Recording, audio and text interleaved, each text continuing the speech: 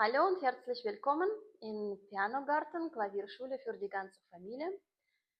Ich bin professionelle Pianistin und Klavierlehrerin und heute drehen sich meine Gedanken um Bachs wohltemperierte Klavier und ich möchte ein bisschen so ein paar Geheimnisse entlüften und ein bisschen euch über diese Musik erzählen, ein paar Beispiele anspielen und vielleicht dadurch auch bessere osterliche Stimmung schaffen. Welche Geheimnisse sind in der Klaviermusik von Johann Sebastian Bach versteckt? Und welche Bedeutung hat zum Beispiel wohltemperierte Klavier überhaupt? Ich bin heute mit solchen Gedanken aufgewacht und jetzt läuft gerade Karwoche. Am Sonntag ist Ostersonntag und meine Frage war, na, welche Musik hören wir eigentlich zu Ostern? Es ist nicht nur stupst der kleine Osterhase, fällt dann dauernd auf die Nase. Das ist eine allgemein verbreitete Meinung und die läuft im Hintergrund, die begleitet uns ganze Osterzeit. Ja, aber Osterhase und Ostereiersuche und Geschenke und solche fröhliche Stimmung, es ist noch lange nicht die ganze Geschichte, was wir eigentlich zu Ostern feiern wollen. Und deswegen, ich möchte jetzt meine Gedanken unbedingt mit euch teilen und über Symbolik in der Klaviermusik von Bach sprechen.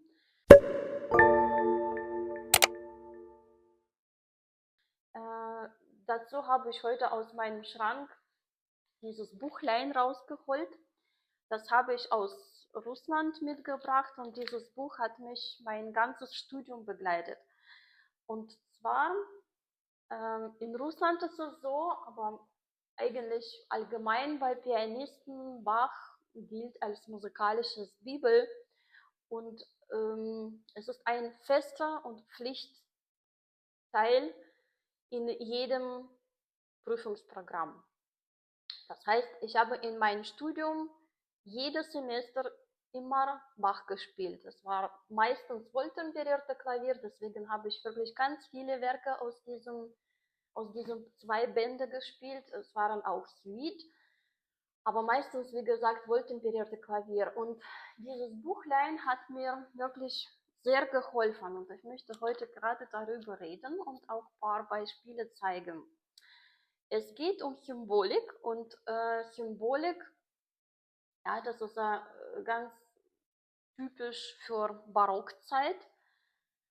Jede Zahl hatte Symbolik, jede musikalische Bewegung hatte Symbolik und Bach gerade als kirchlicher Musiker und Komponist war in der Thomaskirche in Leipzig verpflichtet und hat natürlich war ganze Zeit nur am Schreiben für Gottesdienste, für kirchliche Zwecke letztes Endes. Deswegen seine Musik ist wirklich liegt im Grunde auf biblische Erzählungen, auf Choralen, auf naja, biblischen Texten. Und es ist auch ganz interessant, was die moderne Forscher herausgefunden haben. Unter anderem ist Vera Neusene die Autorin von diesem Buch. Das Buch heißt Symbolik der Musik von Johann Sebastian Bach. Äh, in Moskau Konservatorium und Musikakademie, also Konservatorium ist Musikhochschule in Russland und auch Akademien namens Gnesina gibt es mehrere Pädagogen, Professoren, Pianisten, Musikwissenschaftler, die sich mit diesem Thema beschäftigen. Das ist also eine ganz große Richtung, die forschen, aus welchen Elementen, aus welchen Symbole, aus welchen Motive besteht Bachs Musik und was für Bedeutung steckt dahinter.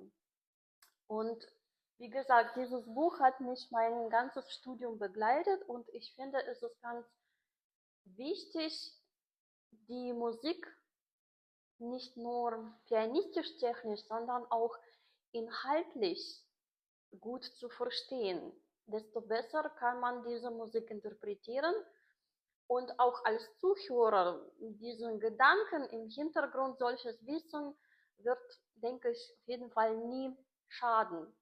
Natürlich ist diese Theorie ja, mit Symbolik ist nicht ganz umstritten, weil es gibt viele verschiedene Meinungen. Ja, und man kann so deuten oder anderes. Es gibt keine richtige oder falsche Deutung. Aber wie gesagt, viele Wissenschaftler, also russische und auch deutsche Wissenschaftler, haben sich mit dem Thema beschäftigt und das ist immer noch ein großes Thema in Bachs Welt, in der Musik. Genau, deswegen möchte ich heute darüber sprechen. Ich habe aus ersten Band von wohltemperiertem Klavier 4 Stücke ausgesucht, die habe ich irgendwann im Studium gespielt und möchte sie heute vorstellen auf der Basis von dieser Idee von Vera Neusena. Und ihre Grundideen sind, ich werde sie kurz nochmal nennen, auflisten. So, erstes, Musik ist eine Sprache mit Bedeutung. Zum Beispiel, es gibt Motive, die Leiden bedeuten oder die Kreuzung bedeuten oder die Auferstehen darstellen. Ja, so ganz bestimmte Motive, zum Beispiel Kreuz, das ist eine Quarte. Quarte heißt auf musikalisch 4 Schritt Abstand, ja, 4 Tasten Abstand. Und das ist dann Bedeutung von Kreuz zum Beispiel oder von 4 Weltrichtungen kann auch sein.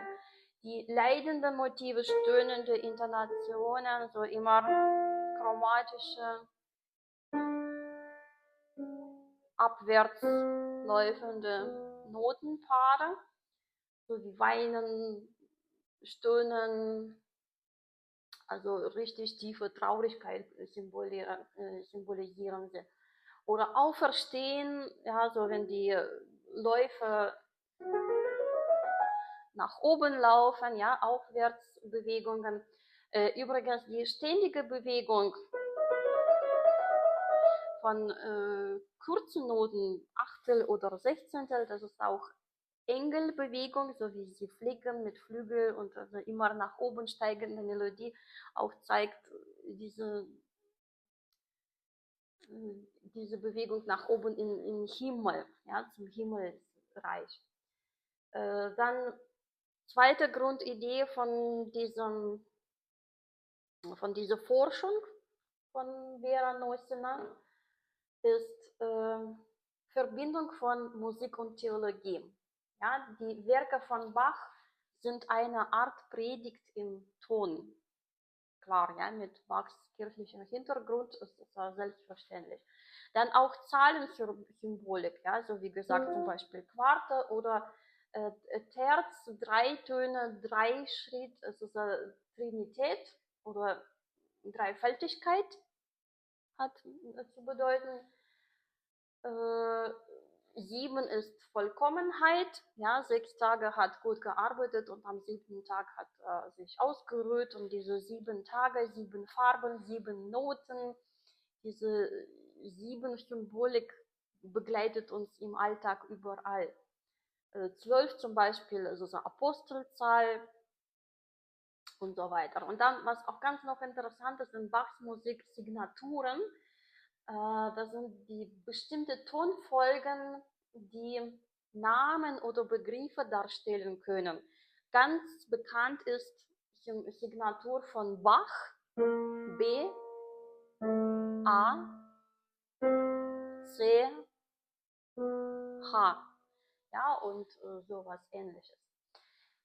So, und jetzt zur Osternzeit, also das ganze Werk Wohltemperierte Klavier ist eigentlich nichts anderes als 24 Präludien und Fugen, das sind kleine Mini-Zyklen, Prälude und Fuge, in allen 24 Tonarten. Bach war für seine Zeit wirklich ein Revolutionär, er war der Erste, der sich getraut hat, in allen Tonarten zu komponieren.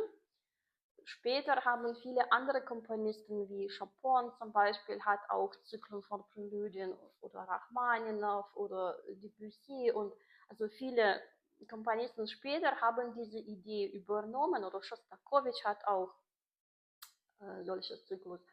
Aber Bach war wirklich Erster, der alle Tonarten für jede Tonart Präludium und Fuge komponiert. Also es geht mit C-Dur, C-Moll, Cis-Dur, Cis-Moll, D-Dur, D-Moll und so weiter. Und ich weiß es nicht so. Ich persönlich bin mir nicht ganz sicher, dass er wirklich gedacht hat, jetzt denke ich mir eine Symbolik aus und stecke diese Symbolik rein in Musikstoff und das wird das bedeuten und das bedeuten. Vielleicht war es so, vielleicht auch nicht, aber sein ganzes Zyklus, alle wohltemperierte Präludien und Fugen, also wohltemperierte Klavier, kann man als eine Erzählung von Christus Leben sehen. Angefangen von Alten Testament bis dann auf Osterzeit und überhaupt seine Grundgedanken zum Leben. Und so zum Beispiel aus ersten Band Präludium und Fuge Fis-Moll kann Leiden Christi darstellen. Ich spiele das kurz an und am besten mache ich eine Playlist, stelle Link unter diesem Video mit allen Stücken, die ich heute vorstelle. Ich werde sie nicht vollständig spielen, weil es wird dann viel zu lange dauern. Ich mache eine Playlist, wo du das alles dir in Ruhe alle Stücke anhören kannst. Also Fis-Moll, Leiden Christian.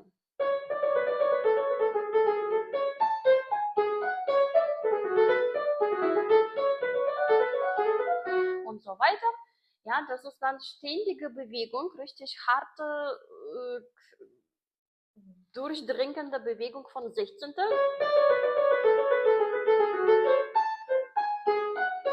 Ja, die Bewegung geht weiter in andere Stimme, ja, andere Stimme in andere wandert, aber das ist dann Darstellung des Leidensweges Jesu und diese fließende, aber gedrückte Bewegung, ja, macht richtig spannend dieses Stück von Anfang bis zum Schluss. Auch Tonartwahl, Fis-Moll,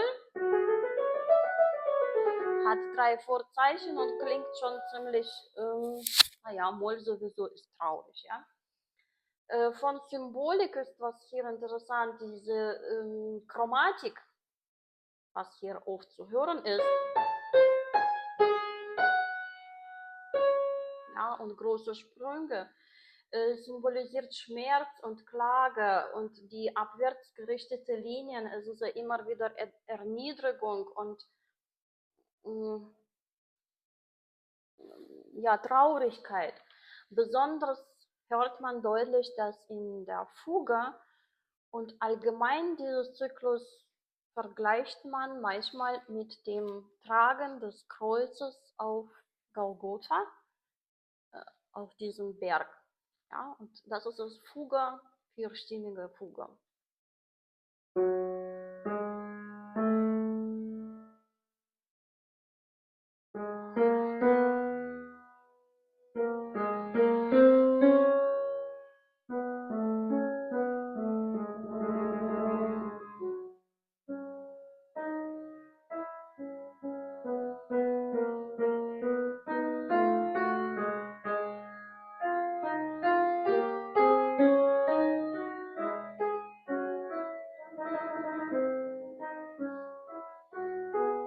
Und so weiter. Also diese langsame Schritte, vielleicht habe ich sogar viel zu schnell gespielt, nach Präludium aufgeweckt noch. Das sind langsame Schritte, die immer aufsteigend gehen.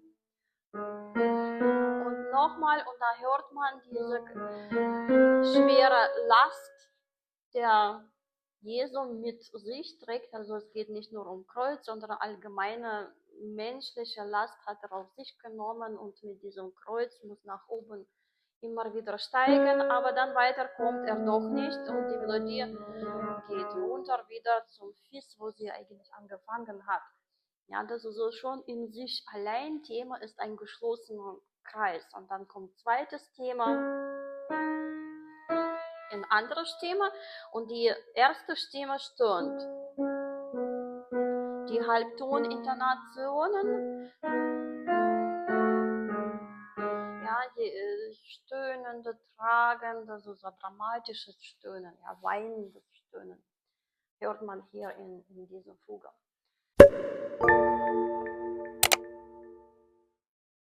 Dann habe ich noch ein nächstes Stück, das ist Präludium und Fuge H-Moll, auch Symbol für Aufstieg auf diesem Berg, auf Golgotha.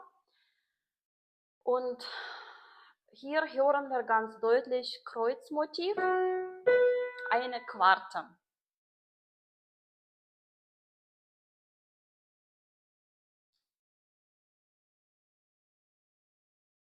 Die Quarte ist so ein musikalisches Intervall mit 4 Stufen Abstand und die hört man immer wieder und die steigt immer auf. Ja? Die versucht immer nach oben zu kommen. Ich spiele jetzt mit Absicht diese Quartenmotive deutlich lauter als anderes und auch langsames Tempo, Andante, ja, schwerer Schritt. Auch die Achtelbewegung wird ganze Zeit die Fuge begleiten. Das ist immer wieder, so wie der Rad sich dreht und diesem, ja, und fällt mir jetzt das Wort, dieses Schicksalsrad, ja, das kann man nicht umdrehen, man kann damit gar nicht machen, man kann nur mitlaufen und mitleiten. Also ich spiele jetzt Quarten deutlich.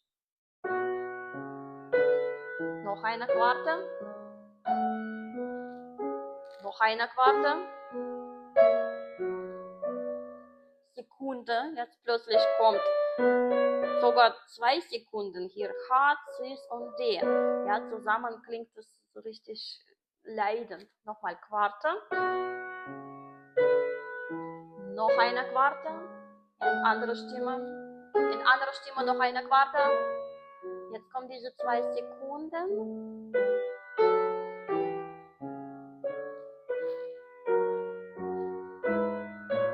Quarte. Noch eine Quarte. Nochmal Sekunden. Sekunden. Quarte. Noch eine Quarte.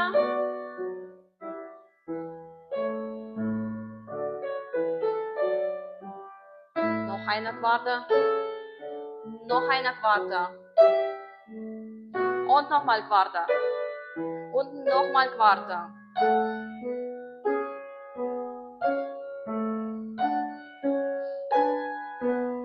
Höchste Spannung.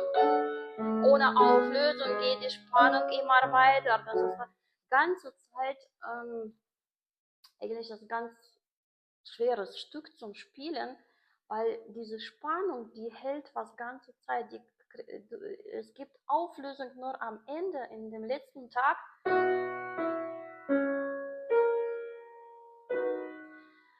Was ganz typisch für Bach, endet immer mit Dur. Die Hoffnung bleibt immer dabei, ja. Aber diese Spannung zu halten und vor allem alle Stimmen hören, wie schwer ist das. Meinen Schülern sage ich zum Beispiel immer zu jedem Intervallensprung nach oben oder nach unten sogar ein bisschen leichter. Aber wenn nach oben geht, stell dir Treppe vor und du musst jetzt über 4 Stufen laufen. Ist schon nicht so einfach. Und über 7 ist es noch schwerer. Es ist fast unmöglich. Man braucht wirklich ganz viele Willenskraft und ganz viel Mühe, um nach oben zu kommen. Und das sind diese Quartenthemen, Quartenmotive.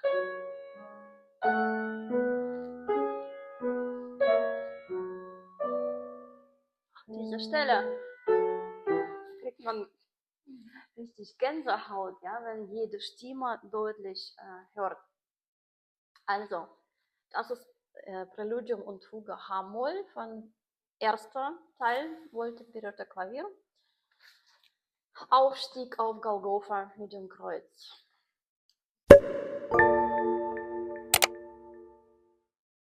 So, dann noch ein Golgotha und Tod Christi am Kreuz. Das ist ein B-Moll-Präludium. Habe ich auch in meiner Studienzeit gespielt.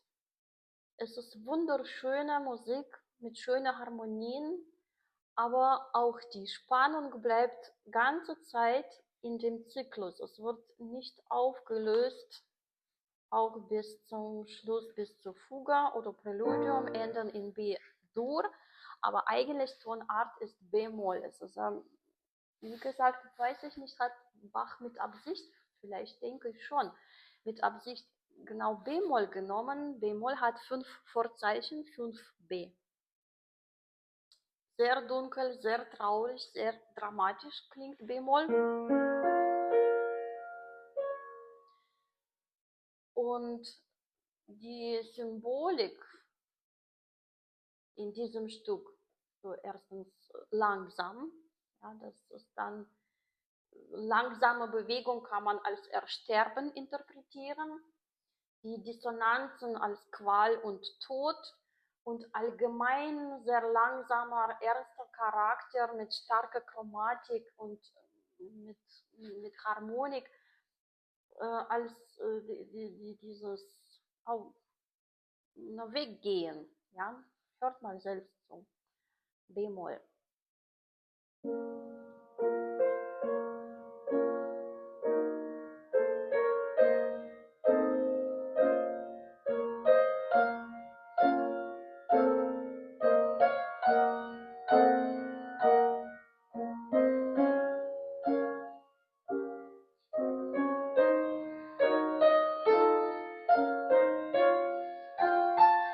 Nochmal Sekunde. Die Spitze, aber es ist keine Auflösung. Die Spannung hält. Spannung immer hält. Schon dritten Takt, immer noch keine Auflösung. Hier kommt Auflösung, aber dann ist es wieder mit dieser Sekunde, die dann weiter runterfließt.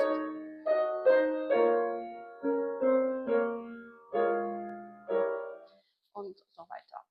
Ja, also diese langsame Bewegung und B.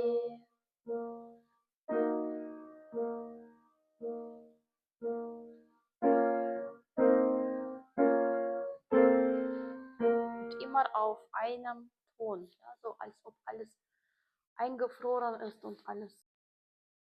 Und die anhaltende Ruhe, wenn alle Harmonien auf einem Ton liegen, ja, das ist auch so eine Hilflosigkeit oder ja, das ist Symbol von Ersterben eigentlich. Nichts anderes als Ersterben.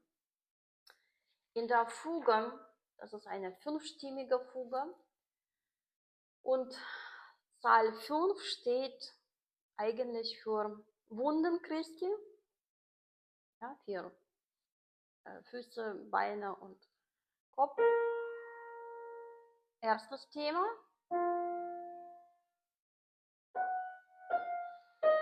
Zweites Thema.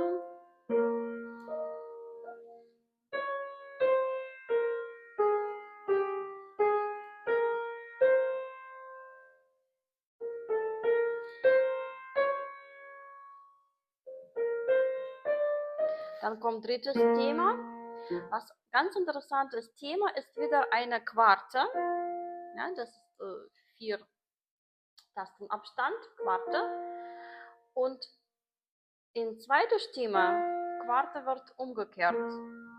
Ja, Umkehrung von Quarte ist eine Quinte. Hier ist B, F und zweites Mal ist F, B. Drittes Thema geht noch tiefer, noch niedriger, in niedrige Lage. B, F, wieder Quarte. Und viertes Mal Thema kommt mit F, B, singt. Und dann fünftes Thema kommt wieder B, F. Also 5-mal singt Thema immer weiter und weiter und weiter in tiefe Lage. Also das ist schon auch ganz symbolisch für Grab oder für die Erde, ja, diese Erdung, Beerdigung. Und was auch noch ganz interessant ist, ganz kurz kommt Pause.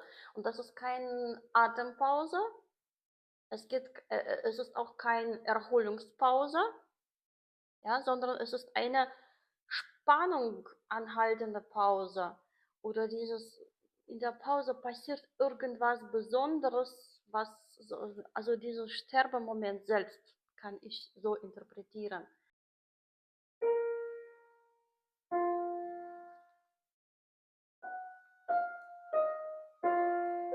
Zweites Thema.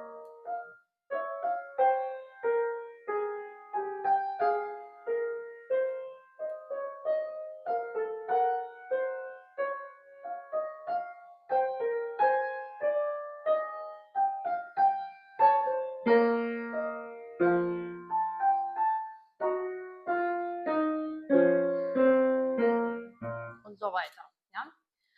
Themen, die immer wieder niedriger gehen und auch anhaltende kurze Pause, also Symbol, so ganz klarer Hinweis auf Sterbemoment. Und dann habe ich noch ein viertes Stück heute für euch. Das ist Präludium und Fuge Nummer 23 und das ist in H-Dur. Auch wieder Tonart. Dort war B-Moll mit 5 Vorzeichen, 5 Bs. Hier ist H-Dur auch mit 5 Vorzeichen, aber Kreuze.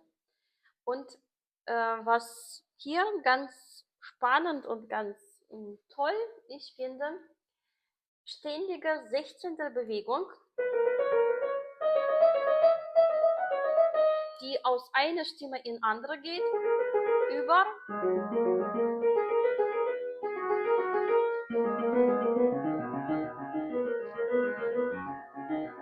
ja, dieser Fluss hört nie auf. Und ganz interessant, da gibt es auch wieder Pause. Ja, die beginnt mit der Pause.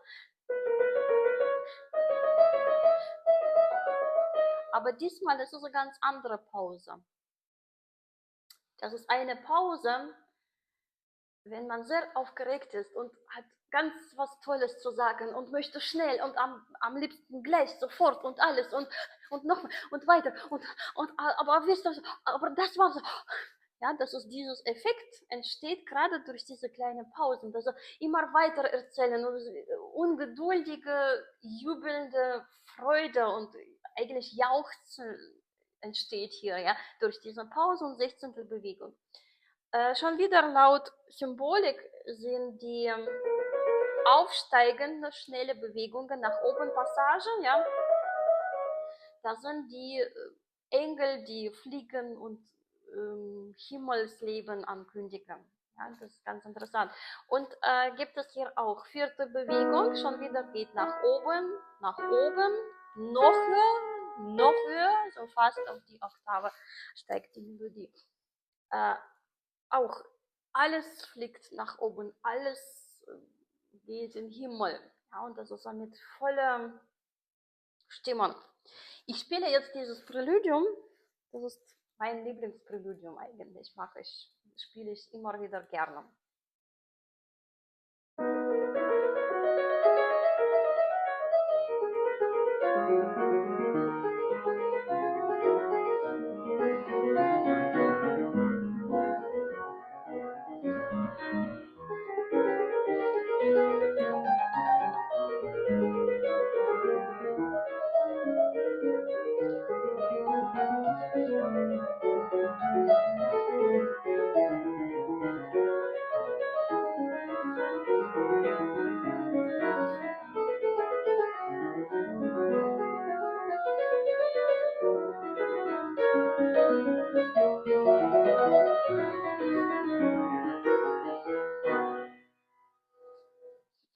Ja, selbst ich habe jetzt keine Luft gekriegt und diese Bewegung, also manchmal springt man über den Kopf, ja, muss man sich als Interpret hier an dem Tempo und Rhythmus doch festhalten, damit sowas nicht passiert.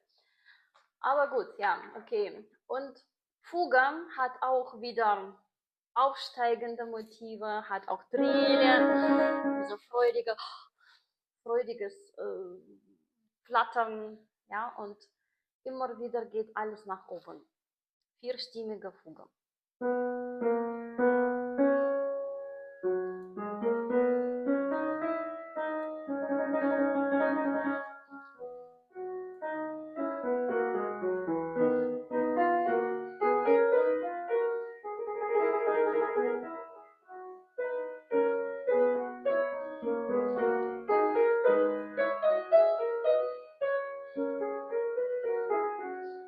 Nochmal Thema im Bass.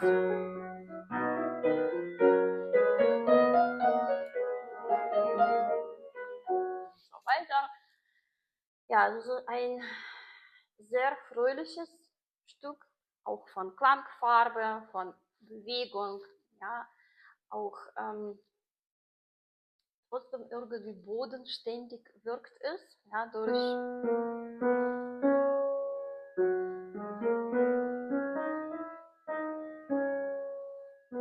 diese rhythmische Energie, das ist so sogenanntes Symbol von neues Leben, von ewiges neues Leben oder anderes Leben, auf jeden Fall vom Leben. Ja, und diese Freude, die fließt eigentlich aus den Noten raus.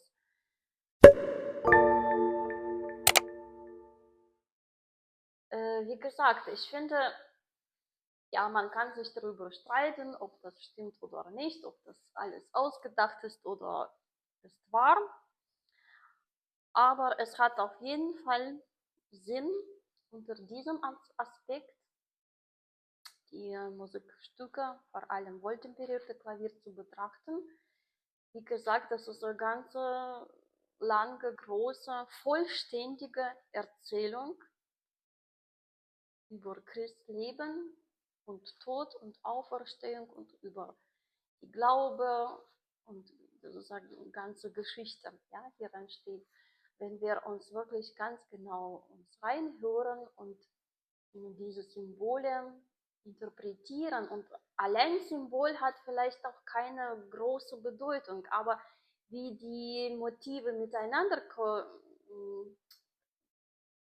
funktionieren, kommunizieren, wie ein Motiv in andere übergeht, das ist ganz spannend und das ist das Wichtigste. Und dadurch entsteht tiefster Sinn in dem Stück. Und genau dadurch kann man dann eigene Interpretation auch besser gestalten. Ja, in diesem Sinn wünsche ich euch frohe Ostern und ich hoffe, das Video war nicht zu lang, aber interessant wenigstens und vielleicht auch sogar hilfreich.